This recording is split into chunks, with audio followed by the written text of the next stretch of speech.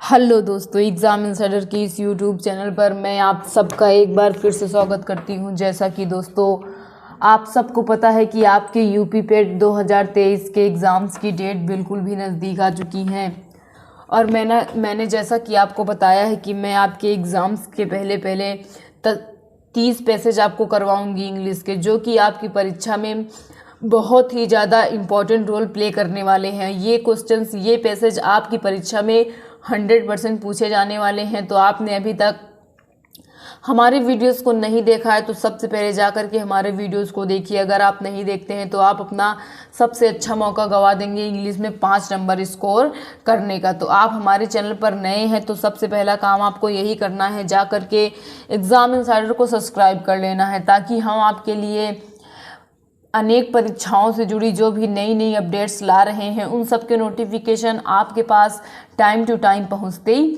रहे। तो चलिए शुरू करते हैं। आज हम आपको इंग्लिश का 28वां पैसेज करवाने चल रहे हैं। अब आपके 2 पैसेज बचे हुए हैं जो कि मोस्ट एक्सपेक्टेड पैसेज हैं, तो आप उन पैसेज को मिस मत कीजिए। तो चलिए शुरू करते हैं, आपके पैसेज की ओर चलते हैं दोस्तों। As district employment officer, my father was given a jeep by the government. There was no garage in office, so the jeep was parked in our house. My father refused to use it to commute to the office. He told us that the jeep is an expensive resource given by the government. He retired to us that it was not his jeep but the government's jeep, insisting that he would use it only to tour the interiors. He would walk to his office on normal days. He also made sure that never sat in the government jeep. We could sit in it only when it was stationary. That was our early childhood lesson. Governments a lesson that corporate managers learn the hard way. Some never do. The driver of the jeep was treated with respect due to any other member of my father's office. As small children we were taught not to call him by his name. We had to use the suffix dada whenever we were to refer him in public or private. When I grew up to own a car and a driver by the name of Raju was appointed, I repeated to the lesson to my 2 small daughters.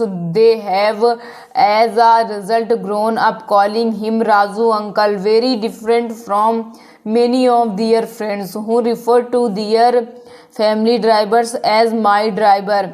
When I hear that the term from a college going person, I cringe. To me, the lesson was insignificant. You treat small people with more respect than you treat big people. It is most important to respect your subordinates than your superiors. तो ये आपका passage है, इसमें discipline के बारे में बताया गया है। तो चलिए देखते हैं आपका, इसकी मैं आपको हिंदी बताने का प्रयास करती हूँ दोस्तों। देखिए आपका हिंदी शुरू करते हैं। कह रहा है, as district employment officer my father was given a jeep by the government. जिला रोजगार अधिकारी के रूप में मेरे पिता को सरकार की ओर से एक जीप दी गई थी। There was no garage in the office, so the jeep was parked in our house. Office में गैरेज नहीं था, इसीलिए जीप हमारे घर में खड़ी थी। My father refuse to use it commute to the office. मेरे पिता ने कार्यालय आने जाने के लिए इसका उपयोग करने से मना कर दिया था। He told us that the jeep is an expensive resource given by the government. He reiterated to us that it was not his jeep but the government jeep. उन्होंने हमें बताया कि जीप सरकार द्वारा दिया गया महंगा संसाधन है। उन्होंने दोहराया कि यह उनकी जीप नहीं बल्कि सरकार की जीप थी। इंस्टीडिंग that he would use it only to tour the interiors. He would walk to his office on normal days.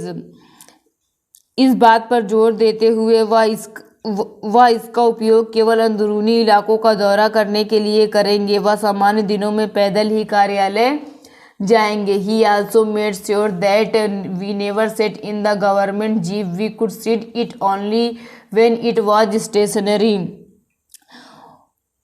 उन्होंने यह भी सुनिश्चित किया कि हम कभी भी सरकारी जीप में ना बैठें। हम उसमें तभी बैठ सकते हैं जब वह खड़ी हो।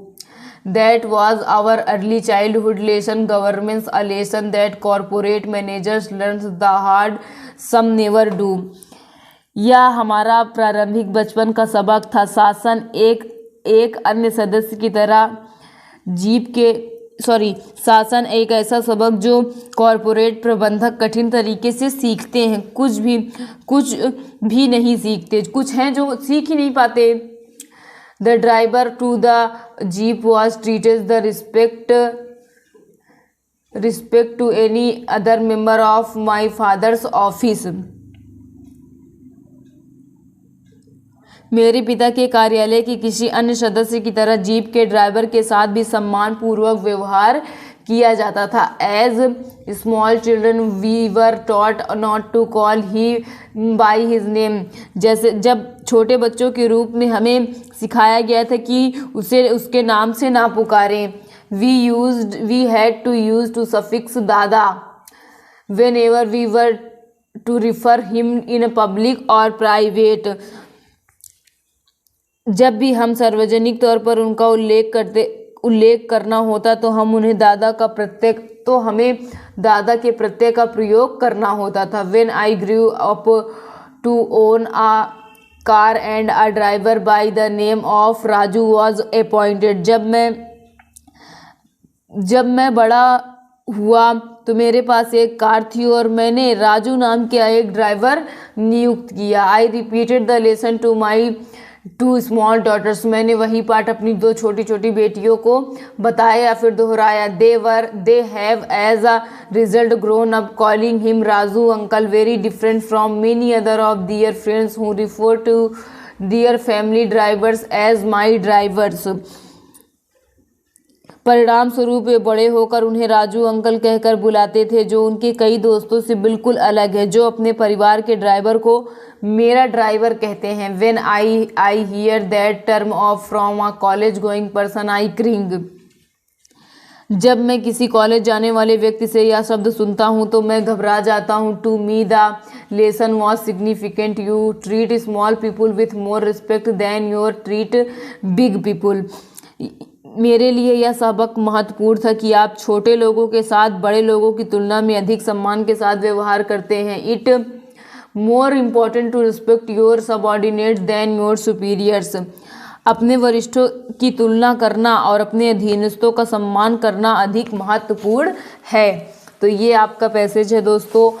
इस पैसेज की हिंदी बताने का मैंने प्रयास किया है। अगर आपको ना समझ में आया हो तो प्लीज़ कमेंट करके ज़रूर बताइएगा, नहीं तो एक बार वीडियो को रिवाइज करके पुनः देख लीजिएगा। तो चलिए इसके क्वेश्चंस की ओर चलते हैं। आपके क्वेश्चंस हैं, फर्स्ट क्वेश्चन आपका कह रहा है the author's father would not allow to use the jeep because. The author's father would not allow to use the jeep because it was not their private vehicle. The roads were full of potholes. He was afraid of accident. The jeep was in a bad condition. तो यहाँ पे आपका कौन सा option सही हो जाएगा दोस्तों? यहाँ पे आपका फर्स्ट वाला ऑप्शन सही हो जाएगा। आर्थर के फादर ने जीप को यूज़ करने से क्यों मना किया? क्योंकि वो उनका खुद का सामान या फिर गाड़ी नहीं थी, वो सरकार का जीप थी। किसकी जीप थी? सरकार की जीप थी। चलिए नेक्स्ट क्वेश्चन की ओर चलते हैं। आपका नेक्स्ट क्वेश्चन कह रहा है कि the author taught his children to be firm with servants, treat small people with respect, maintain a discreet distance from servants, to be kind to small people. तो Arthur ने अपने बच्चों को क्या सिखाया? आर्थर ने अपने बच्चों को सिखाया कि क्या कहते हैं? Treat small people with respect. हमें छोटे लोगों को क्या कहते हैं? सम्मान के साथ ट्रीट करना चाहिए। आपका बी वाला ऑप्शन एकदम सही हो जाएगा। चलिए नेक्स्ट क्वेश्चन देखते हैं दोस्तों। आपका नेक्स्ट क्वेश्चन कह रहा है कि the author was critical of his children's friends because their attitudes to servant smacked of weakness, coarseness, arrogance, loftiness. हमसे पूछा जा रहा है कि जो आर्थर है वो क्या कहते हैं, अपने बच्चों के, अपने फ्रेंड के एटीट्यूड से क्यों खुश नहीं है। तो आपका कौन सा ऑप्शन सही हो जाएगा, उसको आप उसे लेकर क्या होता है, एरोगेंस। आपका सी वाला ऑप्शन एकदम सही हो जाएगा। कौन सा ऑप्शन सही हो जाएगा दोस्तों, सी वाला ऑप्शन सही हो जाएगा। क्वेश्चन कह रहा है कि the author was critical of his children friends because their attitude to servant smacked of, मतलब कि जो उसके दोस्त, बच्चों के दोस्तों का अपने सर्वेंट्स के प्रति व्यवहार था वो उसे बिल्कुल भी अच्छा नहीं लगा। चलिए नेक्स्ट क्वेश्चन की ओर चलते हैं दोस्तों। आपका नेक्स्ट क्वेश्चन कह रहा है कि the author's attitude towards servant can be describe as, the author's attitude towards servant can be describe as respectful, indifferent, rational, affectionate. हमसे पूछा जा रहा है जो आर्थर का एटीट्यूड है अपने सर्वेंट के प्रति वो क्या डिस्क्राइब करता है। तो आपका कौन सा ऑप्शन सही हो जाएगा, यहाँ पे आपका फर्स्ट वाला ऑप्शन सही हो जाएगा, रिस्पेक्टफुल। ए वाला ऑप्शन आपका एकदम करेक्ट हो जाएगा दोस्तों। चलिए नेक्स्ट क्वेश्चन की ओर चलते हैं।